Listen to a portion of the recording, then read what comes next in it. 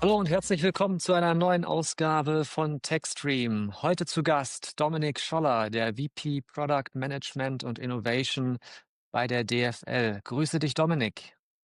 Hallo Niklas und schön bei dir in der Sendung zu sein. Schön, dass du da bist. Ich finde es gut, dass wir uns heute zusammenfinden, um mal ein bisschen über das Medienprodukt Bundesliga für die nächste Saison zu sprechen. Wir haben uns ja vor nicht allzu langer Zeit beim Supercup in Stuttgart gesehen. Da habt ihr das Medienprodukt vorgestellt und ich hätte jetzt noch ein, zwei Nachfragen dazu, wenn es recht ist. Sehr gerne. Ja, Ähm, Die erste, die ich hätte, ist bezüglich der neuen Formate, die ihr vorgestellt habt. Ihr habt ja Dinge vorgestellt wie eine Buskamera, die quasi am Bus dranhängt. Ihr wollt jetzt Kabinentraktbilder dauerhaft ins Basissignal übernehmen. Wie habt ihr denn entschieden oder wie entscheidet die DFL grundsätzlich, welche Bilder letztendlich ins Basissignal kommen und welche vielleicht auch wieder rausfliegen? genau. Also ich würde sagen, an der Stelle, es ist dreigeteilt. Angefangen erstmal mit dem Basissignal selbst und den Kamerakonzepten, die wir im Vorfeld jeder Rechteperiode entsprechend definieren, ausarbeiten, und uns dann auf einige Kamerakonzepte sowohl für die zweite Bundesliga, aber auch für die Bundesliga dann festlegen. Das ist erstmal so das Grundgerüst. Der zweite Punkt sind dann Aufwertungen, die dann entweder durch die Medienpartner individuell vorgenommen werden können oder auch von uns aus einer DFL-Perspektive. Zum Beispiel dann bei Leuchtturmspielen oder auch zum Beispiel aus einer internationalen Perspektive. Und das dritte Element sind dann Innovationen, die sich natürlich im Vorfeld und insbesondere jetzt nicht Monate oder Jahre im Voraus planen lassen, sondern bei denen wir dann natürlich auch ein Stück weit agil agieren müssen und bei denen wir dann entscheiden, je nachdem, welche Innovation das ist, wie wir die dann zum Beispiel dann ins Basissignal integrieren oder dort auch einmal ausprobieren können. Ja. Jetzt habe ich beim Supercup als ein zentrales Thema vernommen, dass ihr noch näher ran wollt an den Sport, an den Sportler. Wie balanciert ihr denn die Nähe zwischen dem Geschehen auf dem Platz und der Produktionsrealität? Ja, das machen wir vor allem, indem wir im Vorfeld versuchen, tatsächlich zwischen allen Beteiligten eine gute Abstimmung zu finden, die auch frühzeitig ins Boot holen. Das sind natürlich die Clubs und dann weitergedacht natürlich dort dann die Spieler und die Trainer, dass wir sehr frühzeitig mit denen ins Gespräch gehen, sagen, welche Möglichkeiten gibt's, welche spannenden Perspektiven gibt es. Aber wir sprechen natürlich auch mit unseren Medienpartnern, welche Ideen die haben, wie dann möglicherweise auch ihre Sendekonzepte aussehen oder ihre Pläne. Und ein ganz wichtiges Element sind natürlich auch die Fans, bei denen wir auch zum Beispiel über Marktforschung versuchen zu verstehen, was die Fans interessiert, welche Interessen sie haben. Es gibt ja dann auch unterschiedliche Altersgruppen, unterschiedliche Mediennutzungsformen und das versuchen wir alle dann entsprechend ins Medienprodukt einfließen zu lassen. Ja, jetzt hast du die Fans gerade angesprochen. Die Clubs gibt's natürlich auch noch, und gerade bei so Themen wie neuen Bildern aus dem Kabinentrakt oder, Interviews kurz nach der Busankunft, wie gelingt es denn der DFL grundsätzlich, die Clubs bei solchen Vorhaben mit ins Boot zu holen? Ähm gibt's da vielleicht auch Clubs, die sagen: „Ne, so was wollen wir gar nicht“, oder wie versucht man da miteinander, ins Gespräch zu kommen?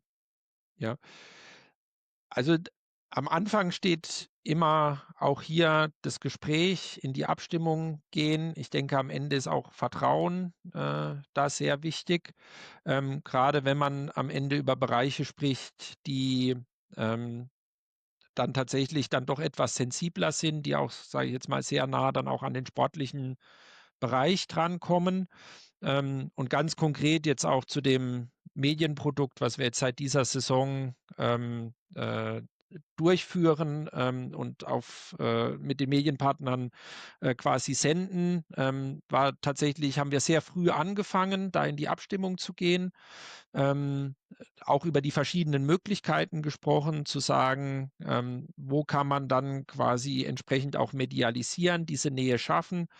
Was sind dann aber Bereiche, die auch weiterhin dem Sport vorbehalten sein sollten, und haben dann wirklich entlang des kompletten Senderablaufs von, sage ich jetzt mal, der Busfahrt bis aber auch ganz am Ende zu Kabinentrakt-Interviews, die dann nach dem Spiel stattfinden, die einzelnen Optionen einmal aufgezeigt, mit Clubs und Medienpartnern besprochen und da dann wirklich auch in der Abstimmung in diesem Dreieck versucht, entsprechend Lösungen aufzusetzen. Und die sind dementsprechend dann auch in das neue Medienprodukt eingeflossen. Ja. Wir haben ja jetzt gerade eigentlich über einzelne, ja, Kameraeinstellungen gesprochen. Lass uns mal kurz 'n Moment über die Distribution der Inhalte, sprechen. Ein zentrales Thema und dafür ist die, DFL, natürlich bekannt, ist, dass ein sehr hochwertiges, lineares Produkt immer produziert wird, schon über Jahre produziert wird. Jetzt gibt's natürlich mit Social Media, einen neuen, ich sage, klingt fast schon wie Angela Merkel, aber so neu ist es gar nicht mehr. Ein New Kid on the Block, Social Media beziehungsweise andere Formate, die in, diese Richtung ausgespielt werden. Wie verändert sich denn deiner Meinung nach so die Art und Weise, wie Inhalte produziert werden, heutzutage und im Vergleich zum klassischen TV? Ja. Uns Unsere Basis ist im wahrsten Sinne des Wortes immer das Basissignal, und das hat tatsächlich auch den Anspruch, für alle Zielgruppen auch ein interessantes Format zu sein. Da wollen wir tatsächlich alle mit abholen, von den sehr jungen Zuschauern, aber auch für Bundesliga-Fans, die vielleicht schon seit Jahrzehnten entsprechend Fans sind und eben auch die Bundesliga immer im linearen Fernsehen entsprechend verfolgt haben. Und dementsprechend ist das immer erstmal das Rückgrat des Ganzen. Deswegen ist auch für uns die Definition des Basissignals und der dazugehörigen Kamerakonzepte und des Audiostandards 'ne sehr wesentliche Grundlage. Und darüber hinaus, und da haben wir nun dankenswerterweise aufgrund auch von technologischen Entwicklungen die Möglichkeit, da auch deutlich mehr zu machen, als wir das in der Vergangenheit konnten, Zusatzangebote zu schaffen. Ja, und sei es dann zusätzliche Feeds, zum Beispiel Tactical Feeds, die sich dann eher an datenaffine Fans richten, oder wie es unsere Medienpartner ja inzwischen auch umsetzen, Fantasy-Game-Feeds, wo dann eben auch entsprechend 'ne Zielgruppe, die dann, sage ich jetzt mal, eher ein bisschen gaming-affiner ist, angesprochen wird. Und dann natürlich aber auch der ganze Social-Media-Content, der auch am Spieltag häufig dann auch über Clubreporter produziert wird, wo wir aber auch hier der Logik des neuen Medienprodukts folgen, sehr nah auch an die Protagonisten herankommen wollen.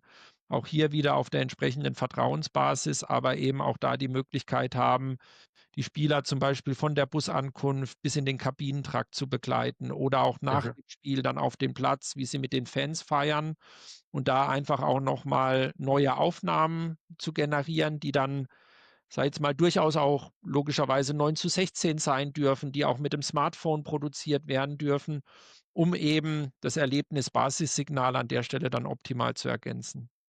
Ja. Das sind natürlich jetzt eine Reihe neuer Formate. Du sagst gerade so Stichpunkte wie Smartphone. Wie stellt denn die DFL, grundsätzlich sicher, dass auch dann, wenn solche neuen Formate, ausgerollt werden, die Qualität und die Verlässlichkeit des Produkts letztendlich bleibt?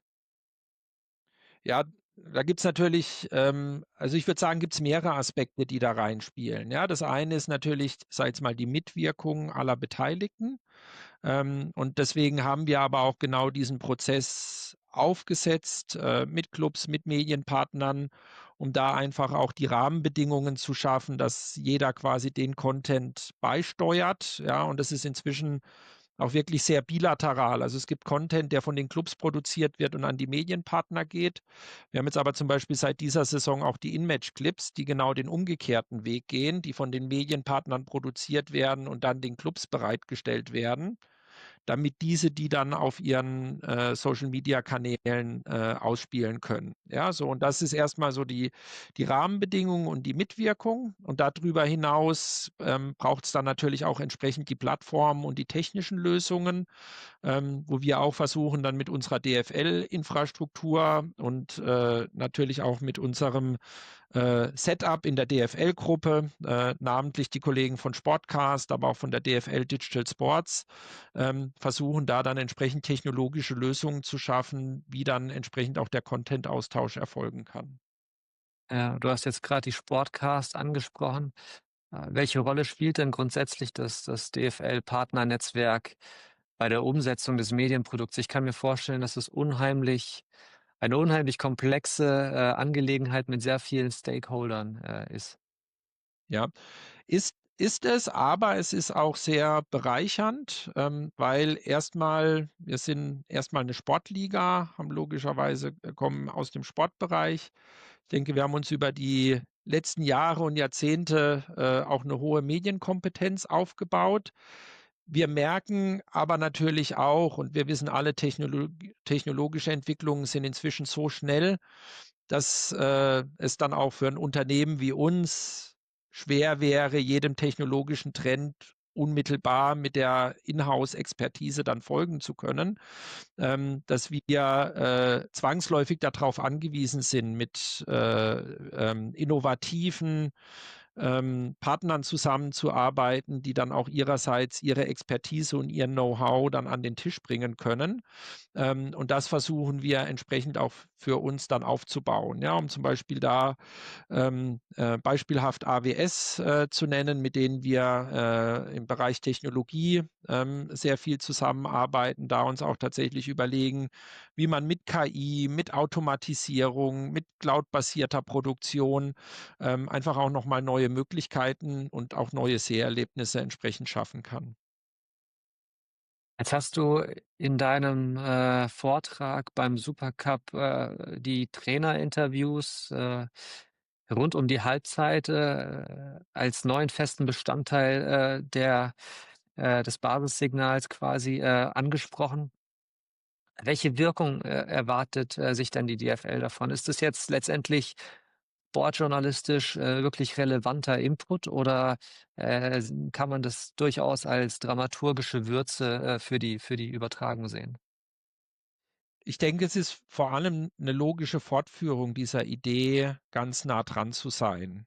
Ja, so und das unterlegen wir natürlich mit Bildern, dass wir sagen, wir sind vor dem Spiel im Kabinentrakt oder in der Kabine mit der Kamera, machen das auch nach dem Spiel, haben eine Kamera im Mannschaftsbus. Das sind erstmal so die visuellen Elemente.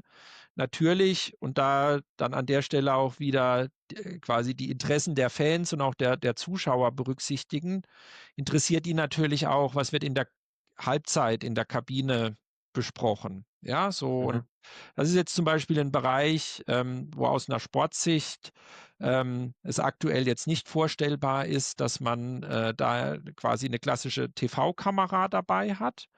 Aber, insbesondere in der zweiten Bundesliga es jetzt die Möglichkeit gibt, eben den Trainer oder einen Co-Trainer entsprechend dann auch zu Beginn der zweiten Halbzeit zu interviewen und zu sagen: „Über welche Themen, habt ihr denn in der Halbzeit gesprochen? Reagiert ihr auf den Spielstand? Gibt's, Wechsel? Wie geht ihr die zweite Halbzeit taktisch an?“ Um eben auch auf diesem Weg dann die Nähe entsprechend transportieren zu können.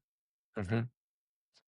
Jetzt sind wir natürlich in einer ganz, speziellen Zeit unterwegs und, eigentlich kein Interview, das ich führe, kommt um das Thema künstliche Intelligenz, herum. Deswegen möchte ich auch dich fragen: Wie seht ihr denn den Einsatz von, KI und Automatisierung in der Produktion? Hilft euch das für die neue für die neue Saison beziehungsweise die neue Rechteperiode, schon heute? Ja, definitiv und, wir glauben auch aus der DFL-Perspektive, dass KI sehr viel Potenzial mit sich bringt, immer unter der Maßgabe, dass es richtig angewendet wird und auch unter ethischen Maßstäben angewendet wird. Deswegen ist es uns an der Stelle auch vor allem so der Kerngedanke zu sagen: „Wie kann uns KI in der Produktion unterstützen?“ Ja, so und insbesondere Sachen möglich machen, die ohne künstliche Intelligenz nicht möglich gewesen wäre. Und da haben wir jetzt für uns auch einige Anwendungsfälle, definiert. Das ist unter anderem die Anreicherung von Metadaten, auch wenn ich gerade in Richtung unseres Archiv zurückdenke. Also, die DFL betreibt ja das größte Fußballarchiv der Welt, das bis in die 60er Jahre zurückgeht, wo logischerweise, auch noch sehr viel Inhalte sinnvoll mit Daten angereichert werden können, um dann auch den Redakteuren, entsprechend dann auch die Arbeit zu erleichtern. Oder um ein anderes Beispiel zu nennen, gerade wenn ich dann in Richtung Internationalisierung denke und auch hier wissen wir, die internationalen Fans konsumieren, Content, um es mal ganz allgemein zu sagen, am liebsten in ihrer Muttersprache. Und das gilt natürlich auch für Fußball so. Und jetzt haben wir ein internationales Medienprodukt, was logischerweise sehr stark auf die Sprache Englisch ausgerichtet ist, was sicherlich auch für sehr viele Territorien, Länder, funktioniert.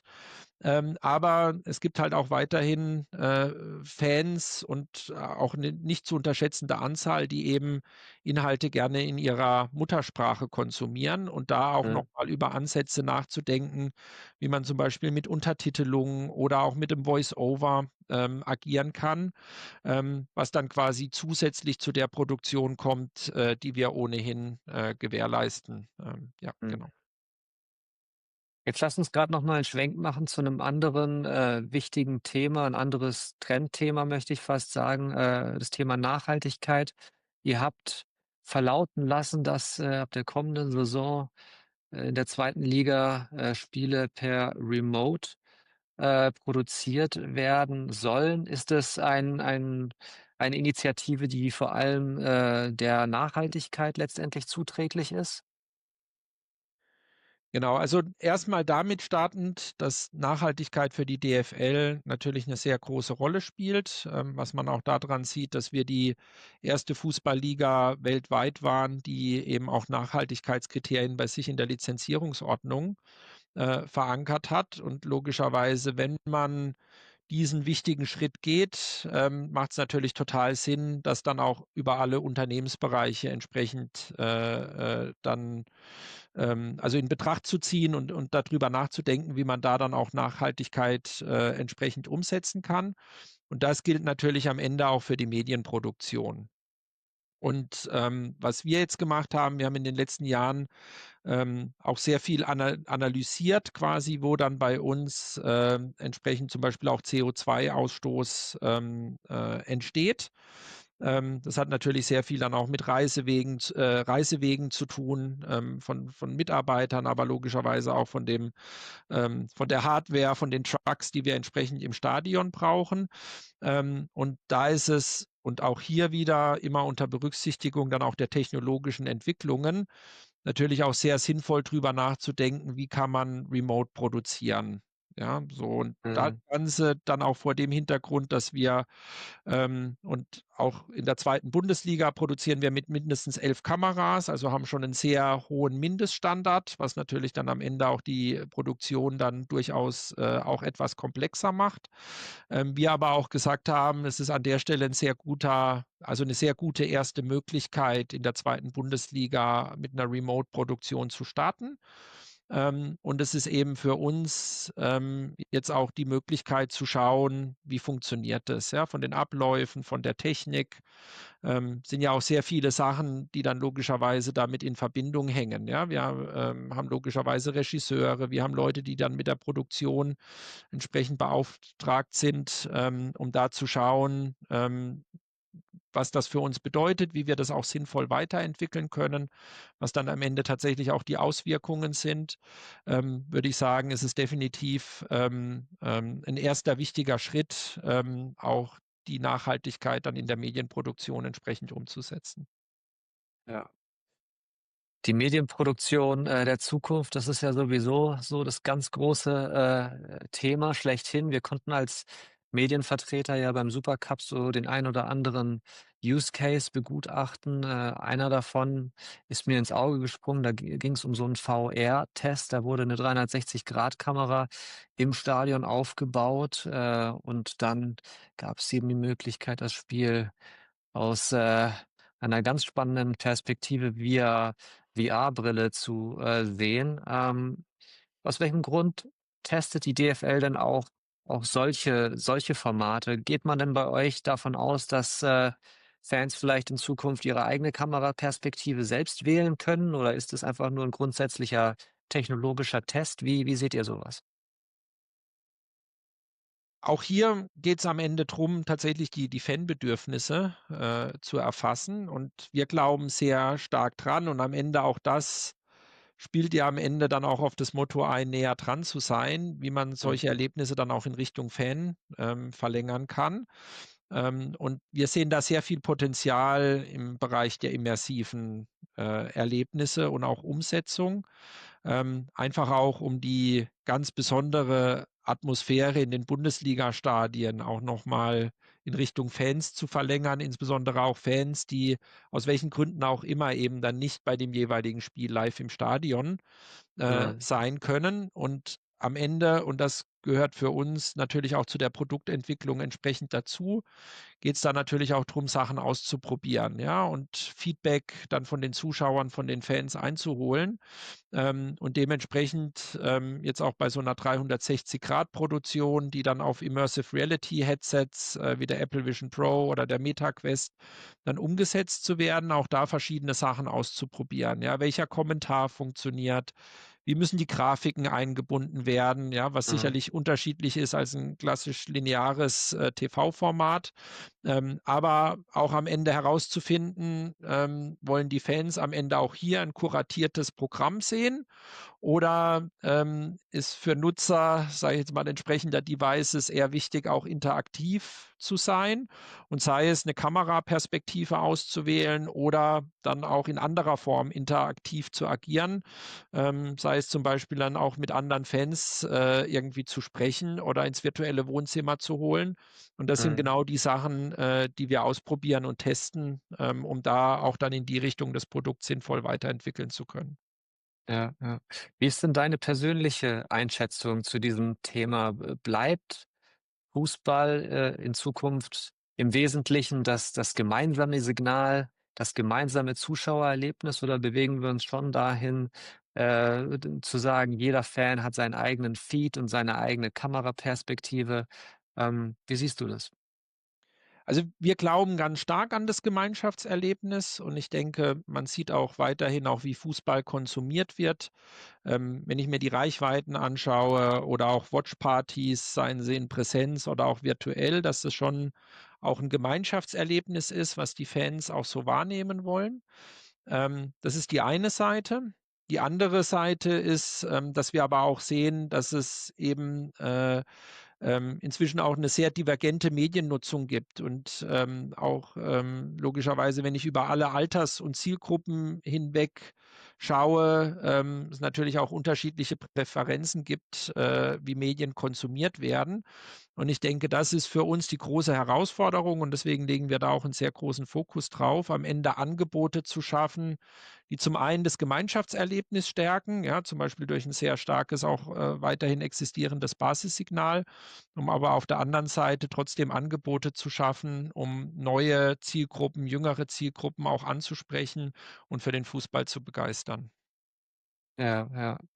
Jetzt hast du ja in deinem Titel auch, Innovation stehen. Das heißt, du musst wahrscheinlich auch, deine Inspiration von unterschiedlichen aus unterschiedlichen Bereichen herholen. Gibt es denn irgendwelche Technologien, die jetzt ein bisschen außerhalb des klassischen Broadcast-Umfelds liegen, die du für die DFL für besonders spannend hältst, zum Beispiel aus dem Bereich Gaming oder Wearables oder so? Ja.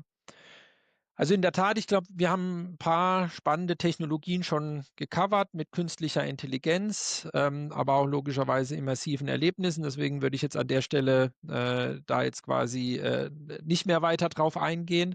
Ich glaube, es gibt aber in der Tat auch, gerade wenn ich in Richtung Daten denke, auch noch mal sehr, sehr spannende Potenziale.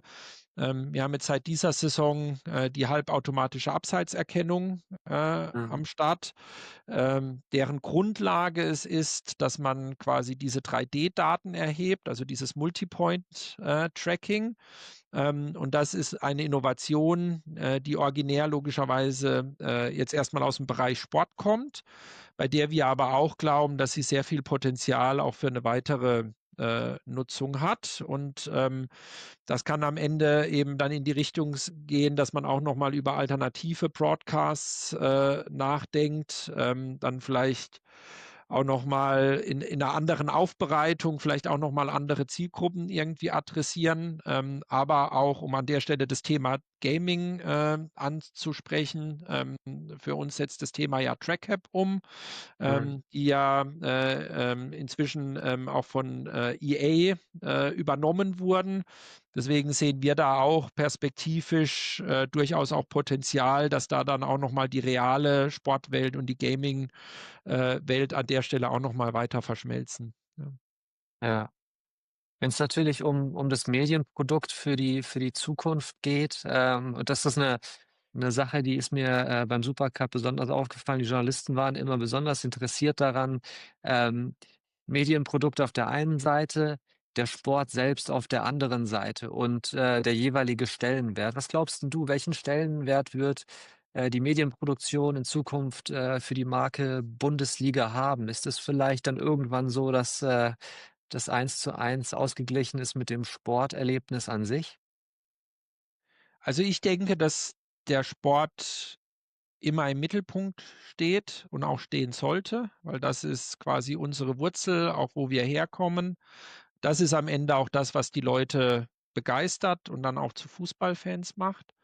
Und ich sehe die Rolle der Medien und der Medienproduktion, vor allem darin, dieses Erlebnis dann bestmöglich erlebbar, zu machen. Ja, so, Mhm. die Emotionen zu transportieren, das Gemeinschaftserlebnis zu schaffen, weil das ist ja am Ende auch das, was die Leute wollen. Die wollen sich mit ihren Freunden treffen, die wollen über das Fußballspiel diskutieren, die wollen Einblicke haben, die man vielleicht ansonsten eben nicht haben kann. Und das sind tatsächlich so die Themen, mit denen wir uns beschäftigen, wo wir uns überlegen, wie können wir dieses tolle emotionale, Erlebnis, dann auch, für die Fans, die dann eben das Spiel dann, vor den diversen Bildschirmen verfolgen, dann bestmöglich erlebbar machen. Okay. Dominik, eine Abschlussfrage hätte ich noch, für dich und es ist vielleicht keine ganz leicht zu beantwortende Frage, nachdem die neue rechte Periode jetzt erst angefangen hat. Aber wenn du so ein bisschen deinen Blick in die Zukunft schweifen lässt, wie wird sich denn aus deiner Sicht das Medienprodukt Bundesliga in 4 Jahren verändert haben? Was siehst du da am Horizont?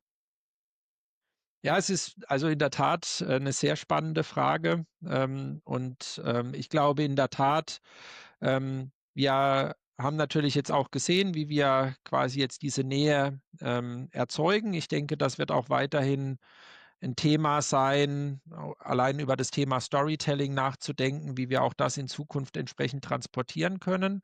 Ich glaube aber auch in Verbindung, mit den verschiedenen Technologien, über die wir ja auch gesprochen haben, dass es da auch noch mal sehr, sehr viel Potenzial gibt, und dass wir da in Zukunft auch die Möglichkeit haben, auch Erlebnisse noch mal deutlich persönlicher zu gestalten, auch da, wo es notwendig ist, dann, oder gewünscht ist, auch noch mal entsprechend zu lokalisieren. Und ich glaube, da stehen wir tatsächlich erst am Anfang der Reise. Und, ich glaube, da gibt's, sehr, sehr spannende Ansätze. die wir sehr interessiert verfolgen und auch für uns, so die ersten, Tests machen und schauen, in welche Richtung das gehen kann. Bin da aber, auch voller Vorfreude, weil ich glaube, es wird da eine stetige Weiterentwicklung geben und ich glaube auch, wenn wir dann in 4 Jahren miteinander sprechen, sicherlich auch sehr spannende Themen, über die wir uns dann unterhalten können. Ja. Ja, sehr gerne. Das machen wir auf jeden Fall. Das notiere ich mir direkt im Kalender. Ansonsten sage ich an der Stelle erstmal herzlichen Dank, Dominik Scholler. Vielen Dank für deine Zeit und, für das nächste Jahr und auch für die nächsten 4 Jahre. Alles Gute und, wir sehen uns bestimmt. Vielen Dank, Niklas.